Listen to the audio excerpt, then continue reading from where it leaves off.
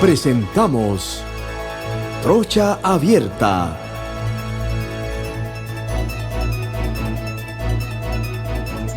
Bienvenidos a todos los que me están sintonizando a través de KW Continente. Este es su programa preferido y el de mayor audiencia en la franja de la tarde, a lo cual le damos muchas gracias a todos aquellos que nos han elevado a esa posición. Hoy, 9 de enero, estamos cumpliendo con los mártires del 9 de enero del 64, en compañía de Eduardo Castillero Láñez. Saludo a la audiencia de KW Continente y en memoria a nuestros mártires del 9 de enero, aquí estamos rindiéndole tributo. Hoy tenemos aquí invitado a nuestro gran amigo Roberto Ruiz Díaz, el más pegado que hay en Panamá ahorita mismo. Buenas tardes, Alfonso, Eduardo, buenas tardes a la audiencia. Y sí, hoy es un día que marca parte de la historia de Panamá. Hoy los tenemos que conmemorar, no solo los mártires del 9, sino todos los mártires que hemos tenido en la historia panameña. Y quien les habla, Alfonso Castillero Ortiz, conde del Vigo. Bueno, en realidad sí, mira, yo me pongo a pensar que en estas fechas la gente se olvida, ¿no? Se olvida las gestas la fecha de natalicio de todos los líderes que han pasado. Roberto F. Chari, que fue un personaje importante en nuestra historia, ahora lo tenemos olvidado y así sucesivamente. Y a mí me dio mucha lástima ayer ver una vigilia que había donde no pasaban más de 20 personas. Eso me dio mucha tristeza porque en nuestra educación no se inculca el respeto, la consideración de todas esas personas que han hecho de este país o trataron de hacer de este país otra cosa, ¿no? Y ahora veo una noticia como que lo que ellos reclamaban desde esa época, una indemnización, si se le quiere llamar, o un reconocimiento monetario, le van a dar $1,200 mensuales. Imagínate cuántos pueden ser los mártires, los sobrevivientes de esa gesta. No creo que pasen de 20 para venir 60 años más a reconocerles algo, ¿no? Eso realmente la insensibilidad de los políticos, etcétera, etcétera. Pero es que esa gente lucharon por nosotros, lucharon de patria, por patria. En realidad nosotros hemos perdido esa mística. Ya nosotros, la patria es una palabra que no tiene ningún significado, pero en aquel momento ellos nos demostraron o pensaron que de ahí para adelante las futuras generaciones iban a mantener en vigor ese amor a la patria. No ha sido así, lamentablemente, ¿no? Sí. Alfonso, yo quisiera, con tu venia, un día como hoy, reconocer a dos personas como lo fueron el doctor Ernesto Castillero Pimentel y el doctor Manuel Méndez Guardia, que crearon la asignatura de las relaciones de Panamá con Estados Unidos en la Escuela de Relaciones Internacionales de nuestra Universidad de Panamá. Hecho que luego de muchos años y sin entender por qué, la señora Lucy Molinar abolió cosa que debemos repudiarle todos los panameños, porque no podemos olvidar lo que pasó y no podemos volver a cometer los errores que se cometieron. Así es que en la memoria de don Manuel Méndez Guardia y del doctor Ernesto Castillero Pimentel, que fueron estos intelectuales que quisieron plasmar los hechos no únicamente del 9 de enero, sino nuestra relación desde la guerra de Coto con los Estados Unidos, y entonces honra. Sí, este es un tema que la verdad nosotros le estamos exigiendo a las nuevas generaciones que sean más innovadoras, que sean más tecnológicas, pero le estamos dejando de lado ese sentimiento de país que nos debe a nosotros sentir orgullosos. Mira, las protestas estas que se dieron con el tema de la mina, volvió a resurgir de cierta forma ese amor por la patria, porque había una protesta ciudadana y cívica que buscaba era que se respetara la integridad del país. Pero eso no lo vivíamos desde hace tiempo. Y las últimas veces que vimos ese tipo de manifestaciones fue incluso contra gobiernos nuestros, que fue el tiempo de Noriega, el tiempo de la dictadura, pero en esta ocasión fue un sentimiento más como de país, en donde todos estábamos aspirando a algo. Y ahí es donde queda uno con la pregunta, o sea, ¿por qué eliminar materias como cívica, como el tema de relaciones con Estados Unidos? Porque nosotros hemos estado ligados a los Estados Unidos toda la vida y seguimos con este tipo de relaciones, que son cosas que todos debemos saber qué fue lo que pasó y por qué se produjeron todas estas situaciones. Y recordar que los mártires del 9 de enero fueron como que la gota que derramó el vaso de agua, pero veníamos ya de diferentes situaciones, precisamente en búsqueda de la reversión de ese canal, de la reversión de esa área revertida. Y la única forma que tenemos como panameños es por medio de la educación, de recordarle a nuestros hijos, a nuestros nietos, a los estudiantes, por qué se dieron estas situaciones, porque esa es la identidad que nosotros tenemos como país. Mira, yo estuve de embajador en Paraguay y allá lo que fue la guerra del Chaco y lo de la Triple Alianza, eso se lo mantienen constantemente y usted ve en la mayoría de las calles tienen nombres relacionados con esas guerras. ¿Por qué? Porque vivieron una historia tan dura y tan fuerte que casi desaparecieron la mayoría de hombres producto de esas guerras, que eso les ha quedado impregnado a ellos con un nacionalismo que va más allá de cualquiera otro país que yo he visitado y he visto. Pero eso depende de cada uno de los gobernantes, ¿no? Los gobernantes llegan, se olvidan de la historia porque quieren crear su propia historia, pero de ahí en adelante, más con escándalos y otras cuestiones que con sentimientos de país. Y yo creo que siempre, no solo el 9 de enero, sino el 20 de diciembre, son diferentes fechas que nosotros tenemos marcadas en la historia que tenemos que resaltarlas mucho más. Sí, mira. Bueno, es que yo lo que pienso es que tú llegas a decir, tú preguntas por la gesta heroica del 9 de enero, de la invasión, etcétera, y la mayoría de la gente te garantizo que no tiene idea de lo que ocurrió. Tú le mencionas a Nino Chari, que para mí fue un presidente extraordinario como ningún otro, y tampoco saben de Nino Chari porque se han encargado de sepultar la historia. Se han encargado de destruir la historia. En ningún colegio, vete para un colegio secundario, pregunta a los muchachos de 6º año y tampoco saben. Es una desgracia que nosotros no recordemos los hechos que nos han hecho país.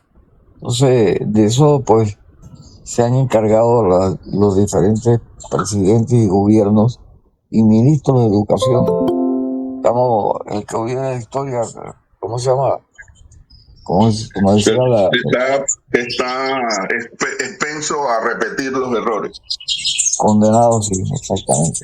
Miren, yo quisiera brevemente compartir algo que guardo en mi memoria, y es el 9 de enero de 1964 cuando llega a mi casa, la casa de Ernesto J. Castillero, donde me crié, el doctor Aquilino Boy, a buscar a mi tío Ernesto.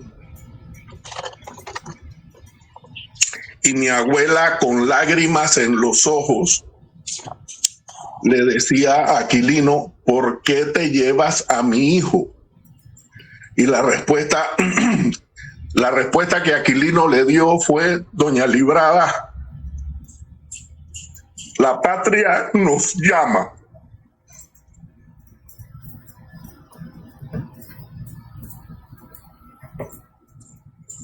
Es que ese es el llamado que nosotros tenemos que estar dispuestos en cada momento de nuestra vida. O sea, no son situaciones coyunturales, sino es algo de que nosotros tenemos que tenerlo metido dentro de nuestro ser, dentro de nuestro pensamiento, de ver cómo nosotros podemos de alguna forma estar del lado del país, no del lado de los gobernantes ni del lado de los gobiernos, sino estar dispuestos al sacrificio. O sea, yo en estos días le planteaba que me invitaron a David en Chiriquí a dar una conferencia sobre el tema del contrato minero, y yo le hablaba a la gente y le decía, mira, a mí me gustó salir al primer lugar que yo iba a hablar de ese tema, a Chiriquí, porque Chiriquí fue la provincia más sacrificada. Independientemente de las situaciones que envolvieron, fue quien quedó aislado, y yo le decía, esa es la cuota de sacrificio que ustedes están dando por el país. De pronto ustedes no lo ven así, porque simplemente se vieron inmersos en una situación donde no tenían acceso a gasolina, no tenían acceso a gas, pero más allá de esa situación, fue esa circunstancia que a ustedes lo llevó a ser protagonistas, a veces por omisión, pero protagonistas de una gesta que se estaba haciendo a nivel nacional y que simplemente tenía una coyuntura judicial, pero también tenía una población en las calles. Y yo recuerdo también cuando mi esposa me decía, oye, pero tú has agarrado esto de lleno, el tema de la mina, como si fuera que tú tuvieras, digo yo, ese es el compromiso que nosotros tenemos como país, ese es el compromiso que nosotros tenemos que darle al país sin pedirle nada a cambio. Y esas son las luchas que quedan para la historia. Bueno, pero yo creo que tú tuviste un papel protagónico y muy importante en este movimiento, y demostró definitivamente que teníamos la razón. Eso fue lo que demostró, teníamos la razón. Del otro lado estaban equivocados totalmente, por intereses económicos de toda naturaleza, políticos, etcétera. Pero yo te felicito porque fuiste tenaz, fuiste constante en esta lucha, y realmente eras una bandera. Y lo que estás diciendo es que nosotros, yo te lo decía, o sea, tú tienes que poner también una cuota de sacrificio. En este momento te está afectando, pero el resultado final fue que los salvaron, los que estaban dirigiendo este movimiento, han salvado a Panamá de este pretendido latrocinio que iban a realizar. Pero miren, Lo triste era escuchar gente que te atacaba, ¿no? Y después campañas mediáticas por medio de redes sociales atacándolo a uno como si nosotros hubiésemos hecho el mal, como si nosotros hubiéramos perdido, cuando realmente lo que se logró era lo que estábamos diciendo, que habían muchas afectaciones al Estado, que ese contrato violaba tantas normas. Entonces, del otro lado veías a personas pagadas, financiadas, con una campaña fuerte mediática, tanto el gobierno como la empresa, atacando a todo el que les criticara. Y mira que cuando yo resumo, yo digo, mira, mi demanda de inconstitucionalidad, yo había encontrado 13 inconstitucionalidades y la Corte terminó resolviendo 25. O sea, incluso nos habíamos quedado cortos en lo que estábamos señalando. Pero tenemos la tranquilidad de que la gente reconoció que se hizo una docencia constante y permanente, haciendo un llamado a todos los ciudadanos a salir a protestar, pero siempre pacíficamente y en forma cívica. Pero Roberto, no debemos olvidar que la situación se agrava con todos los incumplimientos que salieron a relucir, de cuentas pendientes promesas firmadas que no se habían cumplido. Entonces, aquí lo único que pasó fue que la gota rebasó la copa y tuvimos lo que tuvimos. Pero el responsable era uno solo, la administración de Nito Cortizo.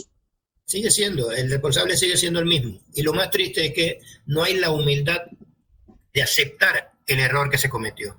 Tú lo escuchabas en el discurso el último discurso, gracias a Dios, en la Asamblea Nacional, e insistía todavía él en las bondades de un contrato abiertamente inconstitucional. Como que hay un dolor interno que no les permite a ellos aceptar con humildad que se equivocaron, que no pusieron los intereses del país por delante, sino los intereses particulares de ellos, que lo negociaron para ellos, para el gobierno, no lo negociaron para el Estado. Que hayan sido jóvenes inexpertos desde el punto de vista de ellos los que le quitaron la máscara. Si ahí es donde quedan al descubierto tanta vagabundería que pretendían cometer. Bueno, damos la bienvenida a Agustín Sosa Peñalba. Buenas tardes amigos oyentes de KW Continente. Aquí estamos escuchando el planteamiento Roberto, y eso mismo iba a comentar yo igual, de que en el discurso de Cortizo el día 2 de enero, lo que fue y dijo que él hizo las cosas correctas. Y me quedé asombrado con un presidente como él diga que las cosas las hizo correctas cuando en realidad no fue así.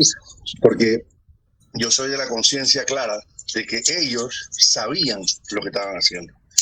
Tú acabas de decir, Roberto, que tú encontraste creo que 12 inconstitucionalidad y la Corte aumentó 50% más y un poquito más de lo que tú dijiste.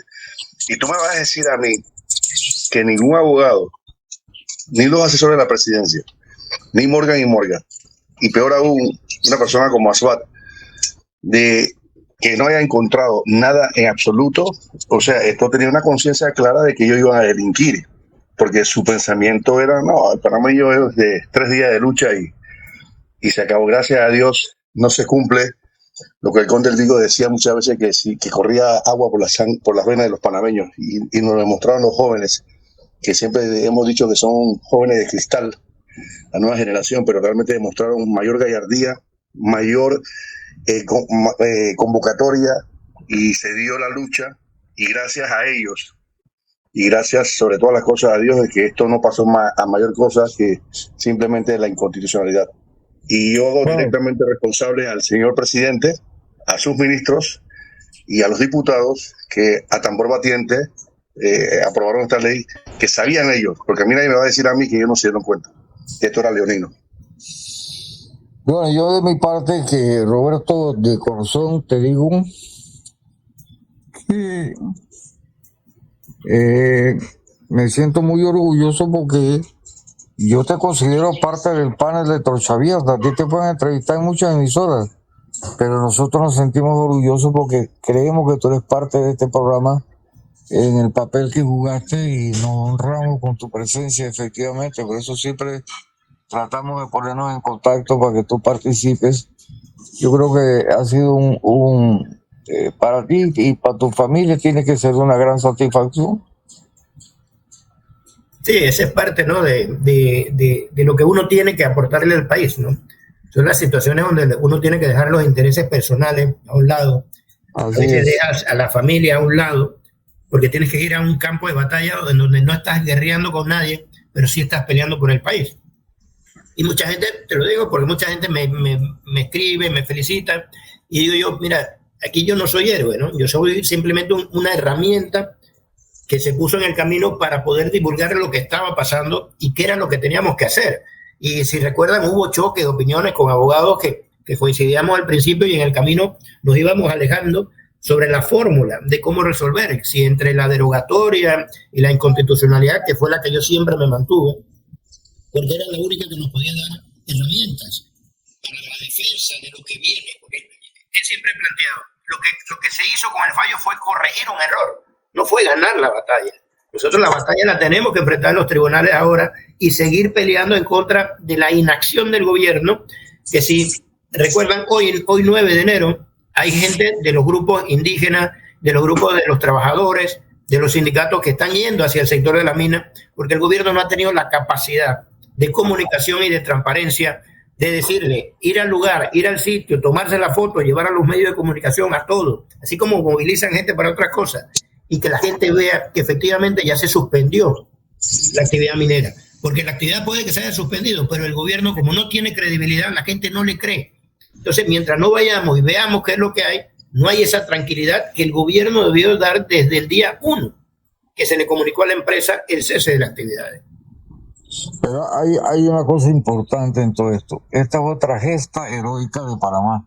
Esta la deberíamos incluir en la lista de los hechos más importantes que han ocurrido en nuestro país. Y es una enseñanza para las personas que solamente pensaban en su beneficio personal, que uno tiene que poner, como tú dices, la cota de sacrificio. Entonces, yo creo que la cantidad de millones de dólares que se gastaron en publicidad no sirvió de nada, porque al final se demostró quiénes teníamos la razón y quiénes no tenían la razón. Nos avasallaron con todos los medios de comunicación. En Panamá no había un medio de comunicación que no fuera pro mina. comentarista, publicidad. Es una cosa desesperante, noticiero, bueno, en fin. Mira, que si fuera algo bueno no tenías por qué gastarte todo eso, sino simplemente vender la bondad de un proyecto, pero ni siquiera eso supieron hacerlo. Así mismo es, así mismo es. Y por eso te digo, yo creo que así como el 9 de enero, esto tiene que ser incluido en los anales de la historia como una fecha patriótica y donde el pueblo se pudo unir y creyó en las personas que estábamos de este bando. Así que fue plata desperdiciada, botada, mal utilizada. Ni los publicistas, los genios publicistas pudieron aminorar el descontento de la gente con relación a este tema. Yo creo que esto es un ejemplo que nos pueden dar. Y algo muy importante, como decía mi primo, la juventud que siempre anda pensando en otra vaina, se unió también, aquí se unieron todas las clases sociales, desde la gente adinerada a la menos Bueno, adinerada. Alfonso, dale aquí el crédito directamente a ellos. Sí es cierto que a raíz de ellos todo el resto del pueblo panameño salió a la lucha, pero hay que darle el honor, la victoria a ellos con estos jóvenes que pensamos nunca pensábamos que iban a despertar y despertaron mejor que nosotros, porque ya nuestra generación pasó y ellos lograron ese objetivo, y que yo creo que los merecedores de esta gran lucha, así como el 64, los estudiantes del Instituto Nacional que salieron a la calle a ir en contra del imperio norteamericano con relación a la zona del canal, así ellos lo hicieron contra este régimen corrupto, contra este régimen que... Y yo me pregunto, ¿quién va a hacer que ellos paguen esta consecuencia? Porque tú dijiste bien claramente que ese dinero que se despilfarró, ese dinero que se perdió, a conciencia de lo que estaban haciendo, ¿quién lo va a pagar? Entonces aquí tiene que venir una justicia también hacia ellos, porque como el dinero no es de ellos, no les interesa, hicieron lo que le dio la gana, y todavía este nefasto ministro de Alfaro llenarse la boca diciendo que habían contratado asesores y se habían gastado casi $6 millones para que le dijeran que 25 artículos estaban violentados. Por favor, esto también tiene que ellos tienen que pagar eso. Lo otro que no debemos olvidar, Alfonso, dentro de este recordatorio que tenemos que tener de este movimiento, es que también hubo los maestros que fallecieron, o sea, producto de estas circunstancias, en donde lastimosamente una persona fuera de sí y de su comportamiento racional y humano les dispara a sangre fría y los mata. Entonces, son gente, o sea, para que vean que también en este tipo de movimientos hemos tenido esos sacrificios de vida humana que no se pueden olvidar, que no pueden pasar desapercibidos, que esas personas estaban en la calle defendiendo al país, no estaban defendiendo los intereses de una empresa ni los intereses de un ministro, estaban defendiendo el país y les tocó, sin buscarlo, dar la vida por este movimiento. Entonces son situaciones que uno las tiene que analizar en todo su contexto, porque los jóvenes encabezaron estas acciones porque salieron a la calle, pero contagiaron al resto del país. Los días esos de marcha que hubo en Santiago, yo en mi vida había visto a Santiago en las calles, en donde incluso se alternaban. Habían días que salían solo mujeres a protestar, otras eran los hombres, otras eran los jóvenes, y cada vez se manifestaban más personas. Y luego el área de Azuero y en Chiriquí, entonces se fue contagiando el país. O sea, ya cuando el gobierno vio eso, no le quedó otra que hacer la del avestruz, esconderse, quedarse callado. Y si ustedes se dan cuenta, aquí no había presidente, no había vicepresidente, no había liderazgo alguno. A mí me llamaban funcionarios del gobierno incluso para que yo mandara mensajes para que calmara a la gente, porque al final se vieron sobrepasados y sentían como que yo de repente podía mandar un mensaje para lograr alguna calma. Digo, sí, pero eso mientras ustedes tengan esa actitud de esconderse, irresponsable, de no ser humilde, de no aceptar los errores, difícilmente uno puede ser empático con ustedes. Oye, Roberto, en el momento en el que estamos, ¿cómo vislumbras esta situación? El gobierno está entre silla de rueda, andadera y muleta, viendo lo que tiene que ver con la mina, pero yo siento que es más esperando que llegue el mes de julio para, como tú dices, con la cabeza metida dentro de la tierra.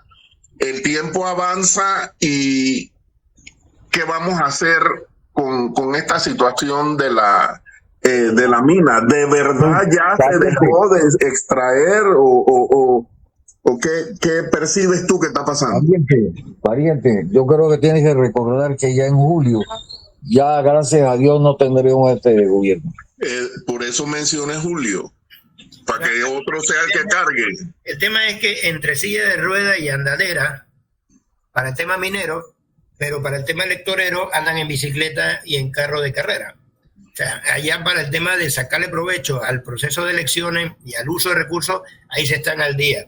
Yo le he planteado a varios ministros con los que he tenido conversación y yo se lo he dicho y me he puesto a disposición de ellos en lo que yo les pueda ayudar, porque yo al país no le pongo condiciones. O sea, si yo me tengo que sentar con un PRD que me traicionó al país, pero para corregir algo, lo voy a hacer, para tratar de enderezar lo que se tenga que enderezar.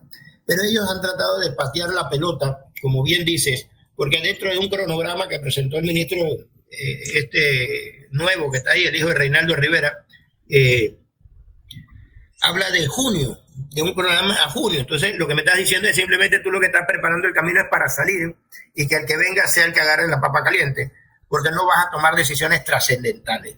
Y yo le he planteado, mientras nosotros no tengamos una certificación, mientras no haga una veeduría ciudadana, en donde de diferentes sectores de la población, gremios, sindicatos, grupos indígenas, jóvenes, estudiantes, incluso hasta el sector empresarial que se fue de frente con la mina, que también tenga participación y nos permita ver dentro del área de la mina que efectivamente la actividad se suspendió.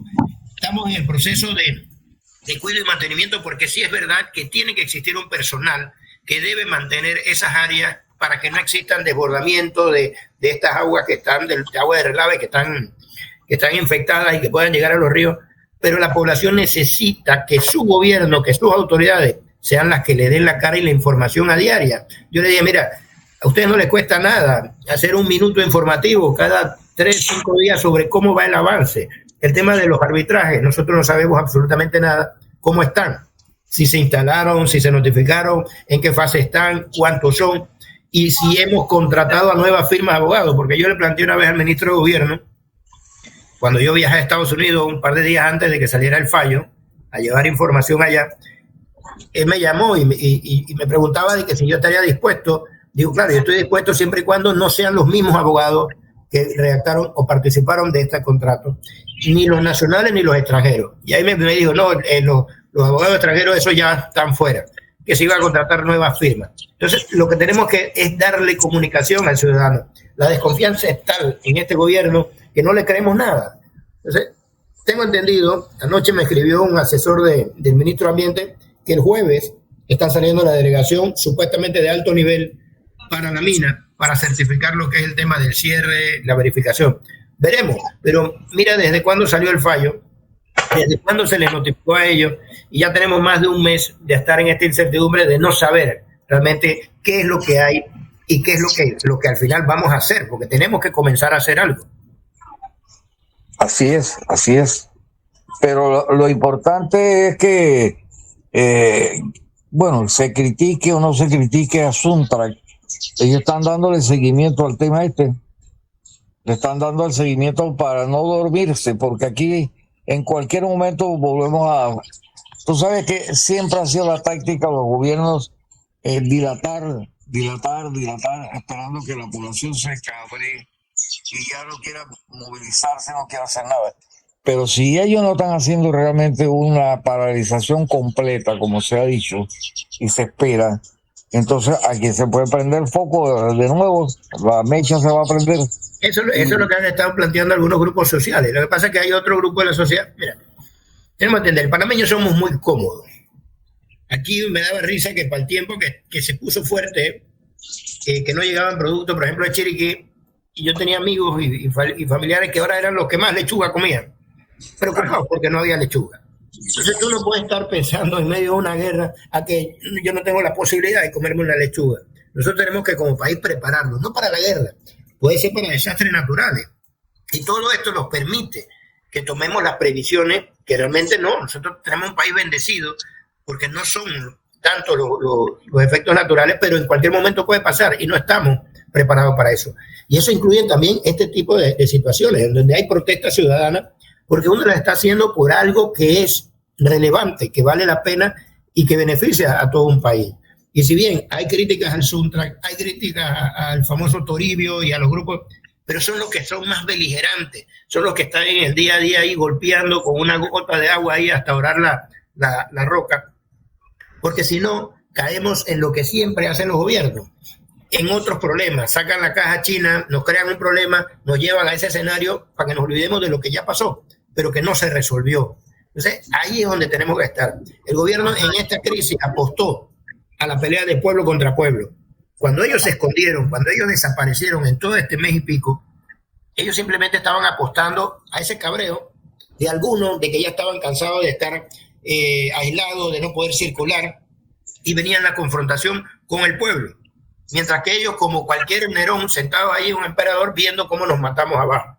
Gracias a Dios, la situación no llegó a tanto. La Corte Suprema entendió el rol histórico que le correspondía, dentro de los términos que le correspondía, y tomó una decisión para darle paz social al país. Porque si no, esto iba a ir para mayores.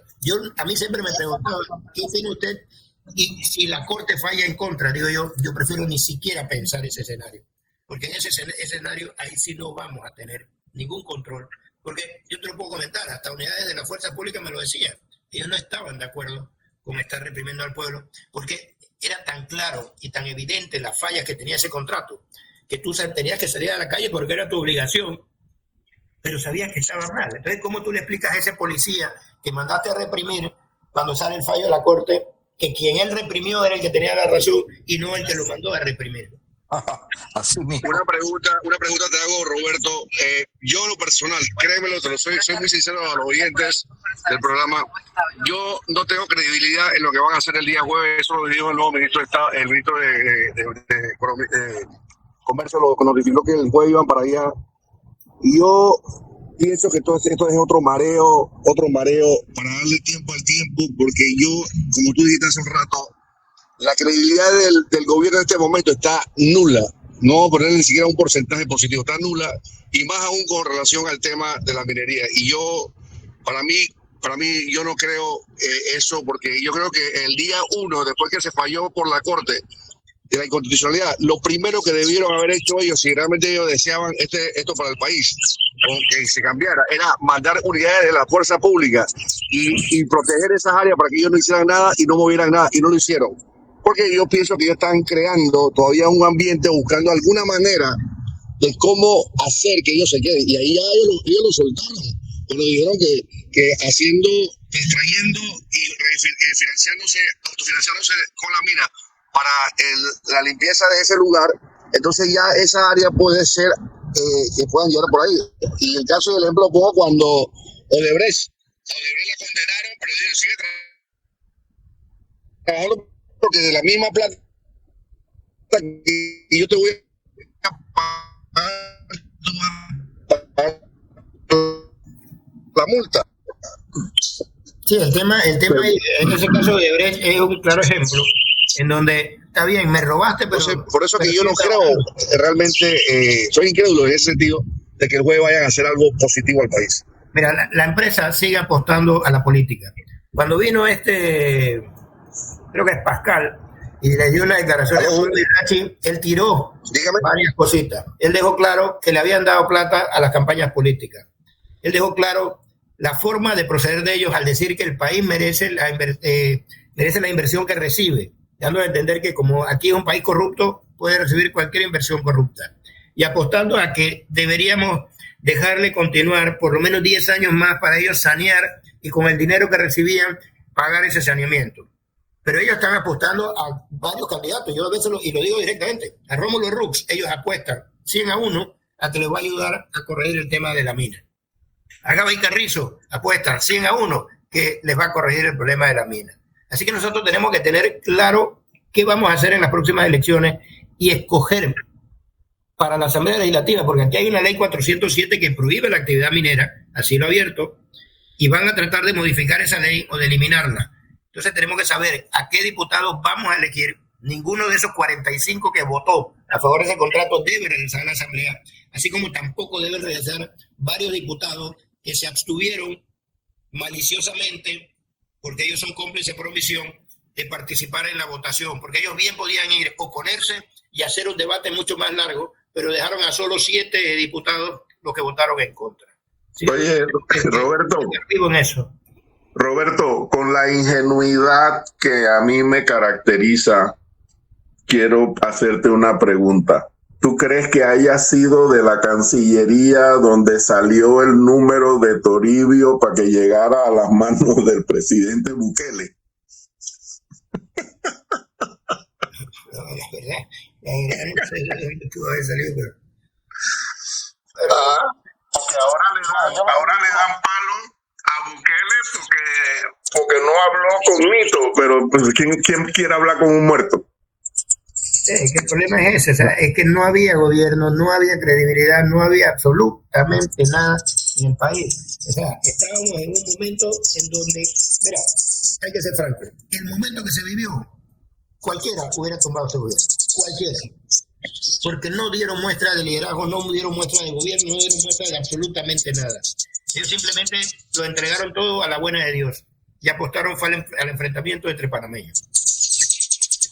Yo estoy de acuerdo con esa posición y estábamos hablando de los millones que se gastaron en publicidad, la compra de medios de, ¿cómo se llama? De comentaristas, etcétera, etcétera.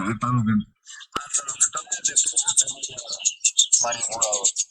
Hablemos de la plata que tuvieron que haberle dado a los diputados y a los que no fueron diputados que apoyaban esta idea, ¿no? Tuvo que haber mucho billete, y eso se va a saber, en algún momento se va a saber. Ese tema, aquí ellos están apostando a que no hay un procurador que vaya a investigar de verdad. Ellos están apostando a que tienen un procurador interino que no se va a atrever a hacer ninguna investigación, pero va a llegar el momento, como siempre ha sucedido, que las cosas se van a saber. Y aquí la justicia va a tener que llegar y le tiene que caer al que sea, independientemente si sea el radio blanquito más encumbrado, así como si sea el barrendero. Todos tienen que responder porque aquí hay una responsabilidad colectiva de un grupo que se dedicó fue a delinquir mediante este contrato. Oye, pero ustedes sí son injustos. Esos sobres tenían patacones, carimañola y un par de choricitos. ¿Por qué tenía que ser billete? Ustedes sí son malos, ¿ah? No, es que era acuérdate que ellos decían que como Panamá es verde, entonces algo verde le metían ahí en esos sobres.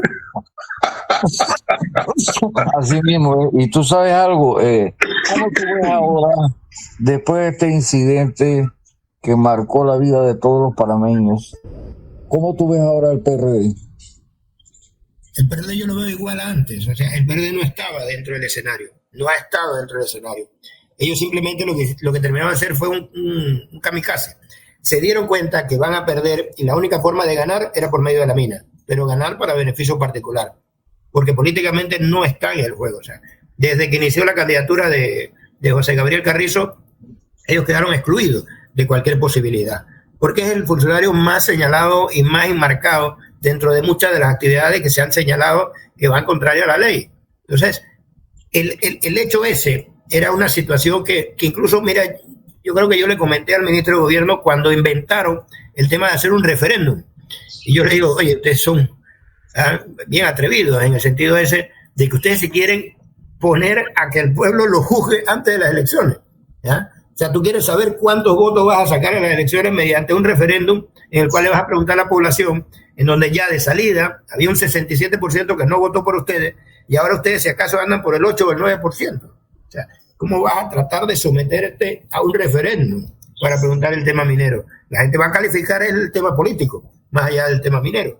Oye, son situaciones de desesperación inventando, porque no había nadie en la presidencia que pensara. Lo que estaban ahí inventaba. Entonces, es cuando vienes y te preguntas, ¿para qué yo necesito tener una planilla de 50, de 100 asesores en diferentes entidades si al final ninguno piensa, ninguno actúa? Y es como lo que decía al principio. No puede ser que nadie se dio cuenta de la cantidad de irregularidades que tenía ese contrato y todo el mundo callado.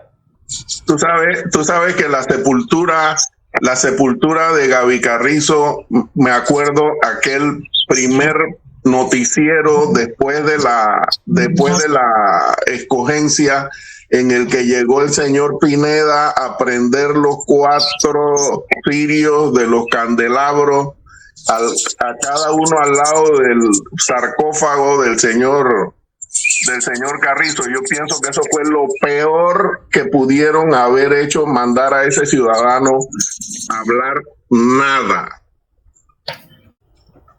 Es que, acuérdense que también ellos se quedaron sin voceros.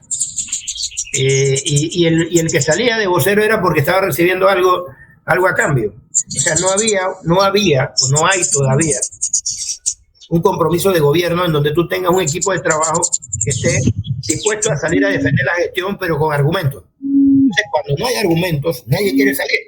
Todo el mundo está agachado, agazapado, escondido, porque no quieren dar la cara por los errores de otros. ¿Por qué? Porque saben también que los beneficios se los están llevando los otros que están calladitos. Entonces te mandan a ti, como en la guerra, carne de cañón, vaya allá para que el pueblo le pegue y le dispare, ¿no?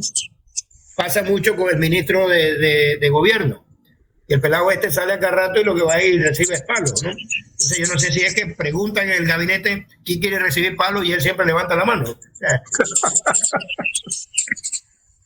Pero realmente, ¿cómo tú vas el PRD en estas elecciones después de este episodio? Yo veo al PRD llegando en un cuarto lugar. Hay un desgaste grande, hay un descontento, hay una migración, creo, de PRDs. El PRD normalmente no tiene para dónde ir. El PRD muere siendo PRD.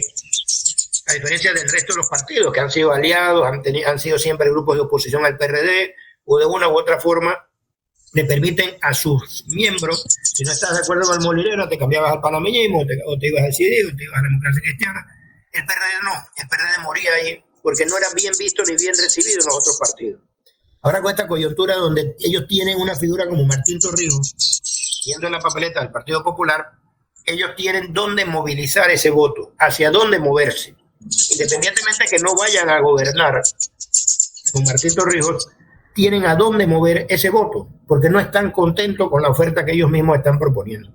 Por eso que yo he planteado, yo calculo que el PRD, moviendo todos los recursos que tenga y toda la maquinaria que pueda mover, no llega a más de un 16% de la votación. O sea, le va a pasar a José Gabriel Carrizo la misma historia de José Isabel Blandón. Van a terminar en la misma situación. Van a llevar a sus partidos a la peor derrota, a los más bajos índices, y de ahí tiene que entrar un proceso de renovación interna de los partidos. Y es bueno, porque el PRD necesita ese remesón desde hace mucho tiempo, para que sus propias estructuras, sus propios jóvenes comiencen a sobrepasar a esa dirigencia que está enquistada allí, en un Benicio Robinson que tiene toda una vida política dirigiendo el PRD, un Leandro Ávila, un Pineda, o sea, muchas figuras cuestionadas que no dan paso, un Colamarco, que todavía desde el tiempo de la dictadura los venimos escuchando, que no le dan paso a ese supuesto relevo generacional. El relevo generacional del PRD ahorita mismo está arriba de los 50 y pico de años, porque no le han dado la oportunidad.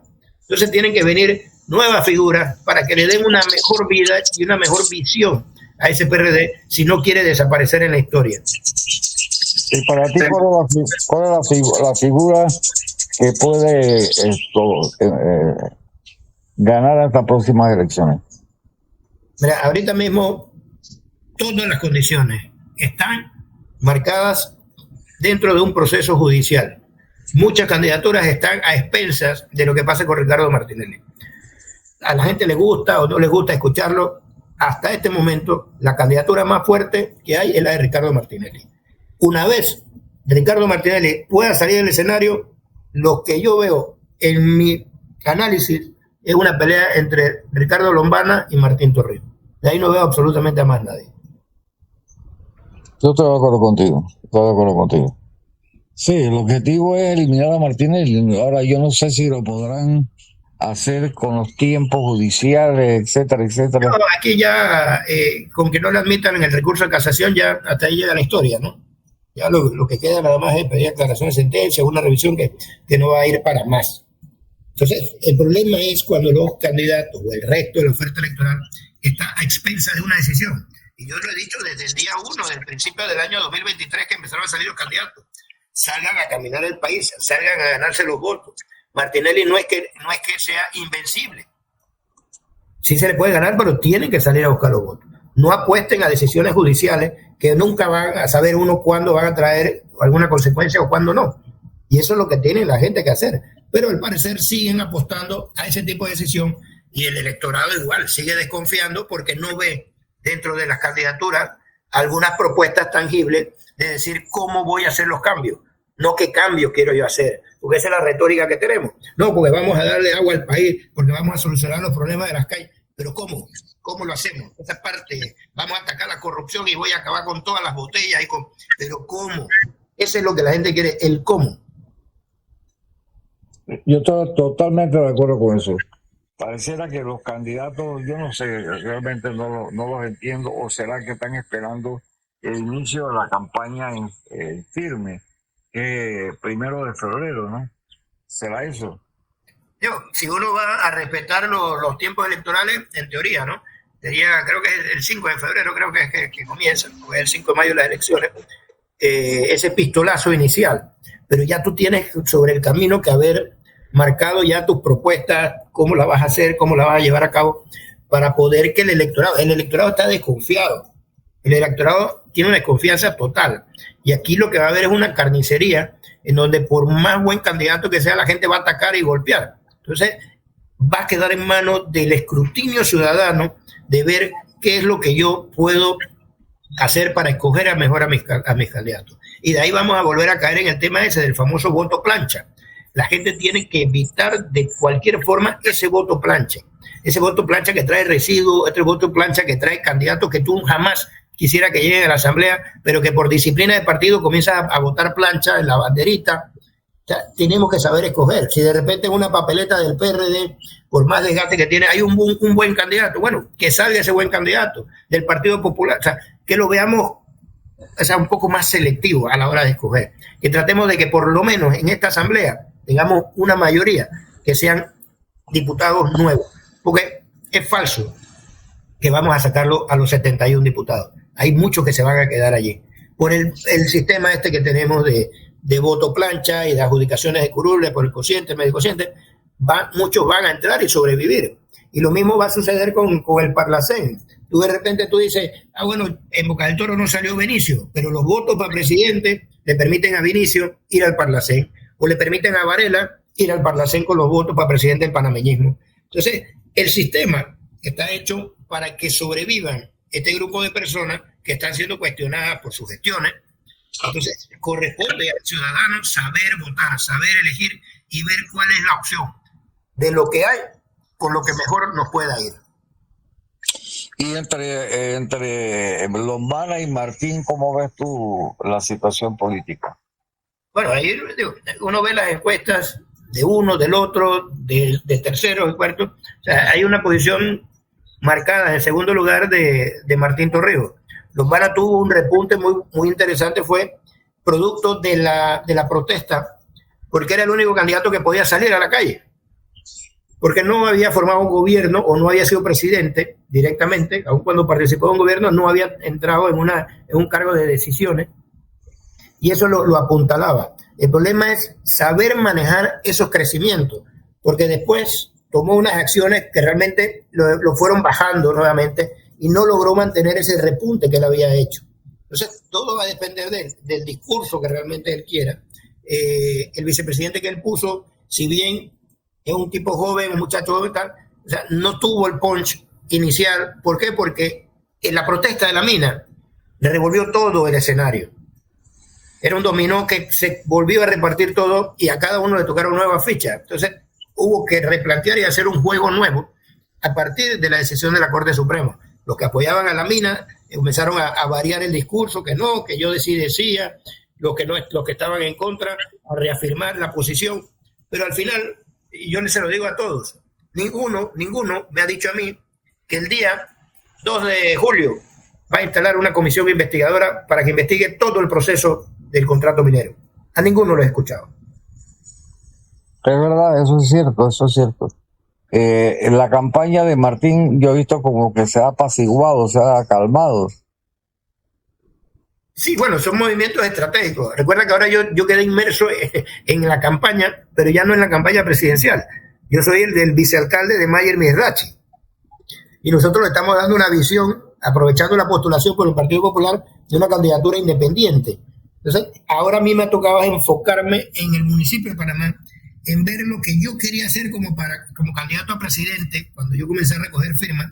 Ahora yo eso lo tengo que llevar de lo macro a lo micro y ver cómo yo pongo en práctica esos proyectos que yo quería a nivel nacional, llevarlos a nivel municipal. Entonces, de la mano de Mayer. Mayer me pide a mí ser su vicealcalde, precisamente por la experiencia mía, porque él sí lo reconoce. Dice, yo no tengo experiencia política, yo no tengo una experiencia en la parte burocrática del Estado, que ahí tú sí me complementas. Entonces, es poner la innovación, la tecnología, todas las ideas de avanzada que él tiene, pero cómo enfocarlo en un municipio que por más que digamos que es el municipio más grande, el más bonito, con más edificios, tenemos áreas rurales en las afueras, en el este y en el norte, que tenemos un Panamá campesino, tenemos un Panamá indígena, tenemos un Panamá rural de la capital. Y hacia ese sector no permean los millones y millones que entran, y son gente que tenemos nosotros que ayudar y cambiarle la cara. Por eso que ahora nosotros lo vemos, o sea, a mí me toca ver el escenario ahora dentro de ser un candidato, ya no de ser alguien que voy a apoyar una candidatura a presidente o que consideramos que pueda ser la mejor, sino que ahora la tengo que enfocar yo en cómo yo puedo llevar a la práctica cosas que me gustaría que los candidatos a presidente hicieran. Mayer está en la papeleta del Partido Popular. Nosotros sí vamos en la papeleta del Partido Popular, como hemos prestado en esa papeleta, no nos pusieron condiciones de ningún tipo, simplemente nos prestan el carro para que nosotros lo manejemos. Entonces, de ahí dependemos nosotros de nosotros mismos.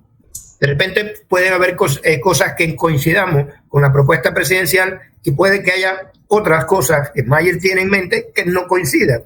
Porque el planteamiento que le hizo a Martín Torrijos fue, yo voy de candidato, yo escojo mi vicepresidente, yo pongo a mi equipo de trabajo, yo trabajo mis propuestas. Si en el camino coincidimos, muy bien, pero si no, tenemos que seguir trabajando cada uno con la visión que quiere del gobierno que quiere hacer. Uno a nivel municipal. Una pregunta, Roberto. Roberto, no te escuché. ¿Tú te estás postulando para algo? Perdóname, es que no escuché bien. Yo soy el vicealcalde de Mayer Mirachi en la alcaldía de Panamá. Ok, perfecto. Qué bueno. Al Mayer Mirachi nos conocemos en medio de las protestas. Yo no lo conocía, sabía quién era. Y él me pide tomarse una selfie conmigo porque me indica que él fue a raíz de la docencia que yo estaba dando, de las explicaciones, que él entendió el contrato, porque él tenía otra visión, como muchos en Panamá. A nosotros empezaron a vendernos 395 millones y que el Seguro Social se salvaba y que los jubilados... Entonces nos vendían la parte bonita de la manzana envenenada. Yo me tomé a la tarea de irme a ver la parte podrida de esa manzana y enseñársela a la gente y decirle, hey, la manzana no es como la estás viendo, la manzana la tienes que darle la vuelta y mira abajo que está podrida. Y en ese momento Mayer, porque Mayer fue incluso objeto de ataque de que él había dicho que era bueno el contrato. Digo, claro, como te lo vendían, parecía bueno, pero ya cuando comienza uno a desgranar, la gente se va enterando y las posiciones van variando y van cambiando. Y en ese momento conversamos, pero sin ningún interés, porque yo no tenía interés de ser candidato a absolutamente nada en estas elecciones. Y ya después se plantea la posibilidad de que el Partido Popular le daba la opción de él postularse a la candidatura a la alcaldía, sin condiciones, y donde él podía escoger un vicepresidente, y él en este caso me hace el honor de escogerme a mí para que yo le ayude con la parte más de la experiencia, un poco más en el trabajo que conocemos en la parte burocrática del Estado, para reorganizar ese municipio de Panamá. Bueno, lamentablemente el tiempo se nos ha ido. Queremos agradecerle a Fernando Correa la oportunidad que hoy nos ha dado para transmitir Trocha Abierta. Por supuesto, un abrazo y la gratitud eterna, Roberto, de haber estado aquí acompañando al programa. Ahora sabe ya que no está creando el programa para que la gente vea que él está ahí. Bueno, en compañía de Eduardo Castillero Bolaño, de Agustín Sosa Peñalba, de ese servidor Sosa Castillero, Conde del Vigo, y nuestro invitado de honor, Roberto Ruiz Díaz. Hasta mañana, si la voluntad de Dios, aquí lo quiere. Si Dios lo permite, hasta mañana.